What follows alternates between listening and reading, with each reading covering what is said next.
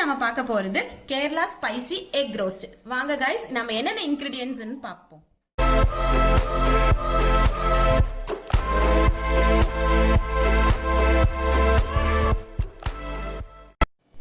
நான் இங்க வந்துட்டு 4 பெரிய வெங்காயம் எடுத்திருக்கேன். ரோஸ்ட்டுக்கு முக்கியமானதே வெங்காயம் தான். 4 வெங்காயம் எடுத்திருக்கேன். நான் இங்க வந்துட்டு 3 தக்காளி எடுத்திருக்கேன். நீங்க வந்துட்டு ஒரு பெரிய தக்காளியா இருந்தா ஒரே ஒரு தக்காளி போதும். அதே மாதிரி இது வந்துட்டு ஒரு 3 சில்லிஸ் எடுத்திருக்கேன். பச்சை மிளகா 3 பச்சை மிளகா எடுத்திருக்கேன். நம்ம அரைக்கிறதுக்கு பார்ப்போம். இதில் வந்துட்டு நான் ஒரு அரை பீஸ் இஞ்சி எடுத்திருக்கேன். அதோட கொஞ்சம் ஒரு சின்ன பீஸ் எடுத்திருக்கேன். அதே மாதிரி ஒரு 8 பூண்டு எடுத்திருக்கேன். இதில் வந்துட்டு நாம் கொஞ்சம் பெருசீரகம் ஆட் பண்ணிக்கலாம். அதே மாதிரி ஒரு அரை ஸ்பூன் குருமிளகும் ஆட் பண்ணிக்கலாம். ஸோ இதெல்லாத்தையும் தான் நம்ம வந்துட்டு இப்போ என்ன பண்ணுறோம்னா மிக்ஸ் பண்ணி அரைக்க போகிறோம். ஸோ இதெல்லாம் நாம் வந்துட்டு அரைச்சிக்கலாம். ஸோ அந்த இஞ்சி பூண்டு வந்துட்டு என்ன அப்படின்னா இந்த மாதிரி க்ரஷ் பண்ணி எடுத்தால் போதும். ரொம்ப அரைக்கணும் அப்படிங்கிறது இல்லை, இந்த மாதிரி க்ரஷ் பண்ணால் போதும். ஸோ எக்கு வந்துட்டு நான் இப்போ ரோஸ்ட் பண்ண போகிறேன். நான் வந்துட்டு மோஸ்ட்லி எக்கெல்லாம் ரோஸ்ட் பண்ணும்போது நான் தேங்காய் எண்ணெய் தான் யூஸ் பண்ணுறேன். ஸோ தேங்காய் எண்ணெயை நம்ம எடுத்துக்கலாம். ஒரு 2 டீஸ்பூன் தேங்காய் எண்ணெய்,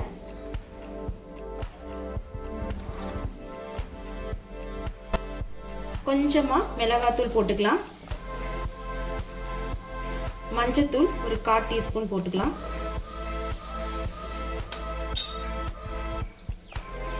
உப்பு கொஞ்சம் போட்டுக்கலாம். நல்லா மிக்ஸ் பண்ணிக்கலாம். எக் போட்டுக்கலாம்.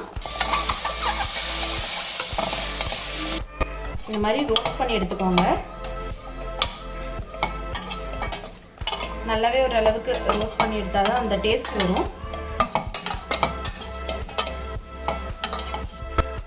ஸோ எக்கை சர்வ் பண்ணி வச்சாச்சு. அதே பேனை எடுத்துட்டு தேங்காய் எண்ணெய் ஊற்றிக்கோங்க. அதுக்கப்புறம் நாம் அரைச்சி வச்ச அந்த இஞ்சி பூண்டு அதெல்லாம் போட்டுக்கலாம். அந்த பச்சை ஸ்மெல் போகிற வரைக்கும் நாம் இதை நல்லா மிக்ஸ் பண்ணணும். ஸோ இது நல்லா வணங்கிருச்சு. நீ நம்ம என்ன பண்ணலாம் அப்படின்னா வெங்காயம் போட்டுக்கலாம். 4 வெங்காயம்,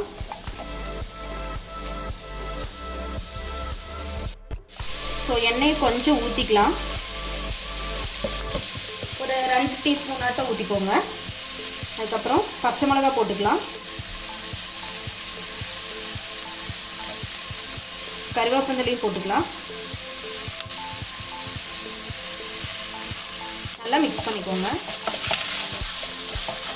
இந்த ரெசிபியோட ஸ்பெஷல் என்ன அப்படின்னா இந்த வெங்காயம் வந்து நல்லா ரோஸ்ட் ஆகணும், நல்லா ப்ரௌன் கலரில் வரணும். ஸோ இந்த மாதிரி நல்லா ப்ரௌன் கலரில் வரணும். எண்ணெய் எல்லாம் மேலே வந்து நல்லா வந்துருச்சு. நம்ம தக்காளி போட்டு கொடுத்துடலாம்.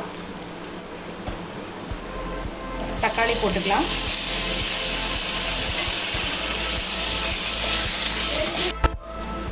இதில் ஒரு அரை ஸ்பூன் மஞ்சத்தூள் போட்டிருக்கேன்.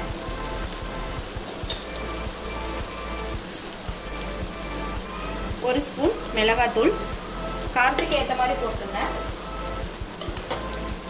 அதே மாதிரி அதோட ஒரு கலர் கிடைக்கிறதுக்காக காஷ்மீரி மிளகாத்தூள் ஒரு ஸ்பூன் போட்டிருக்கேன். ஒரு அரை ஸ்பூன் கரம் மசாலா சேர்த்திக்கலாம். நல்லா மிக்ஸ் பண்ணிக்கலாம்.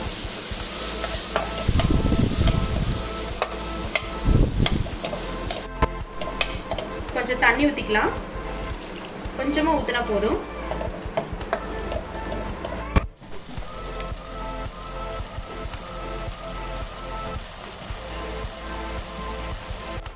இப்போ நல்லா வந்துருச்சு. என்ன அப்படின்னா எண்ணெய் நல்லா மேலே வர வரைக்கும் நம்ம இந்த மாதிரி மிக்ஸ் பண்ணிகிட்டே இருக்கணும். இப்போ எண்ணெய் நல்லா வந்துருச்சு. நம்ம என்ன பண்ணலாம் அப்படின்னா எக் போட்டுக்கலாம். எக் போட்டு நல்லா மிக்ஸ் பண்ணணும். இங்கே பாருங்கள், இப்போ நல்லா மிக்ஸ் பண்ணி இந்த மாதிரி நல்லா வந்துருச்சு. ஸோ நம்ம எக் ரோஸ்ட்டு வந்துட்டு தயாராகிருச்சு. ஸோ இப்போ சூப்பராக நல்லா வந்துருச்சு. பாருங்கள், எண்ணெய் எல்லாம் வெளியில் வந்து சூப்பராக இருக்குது.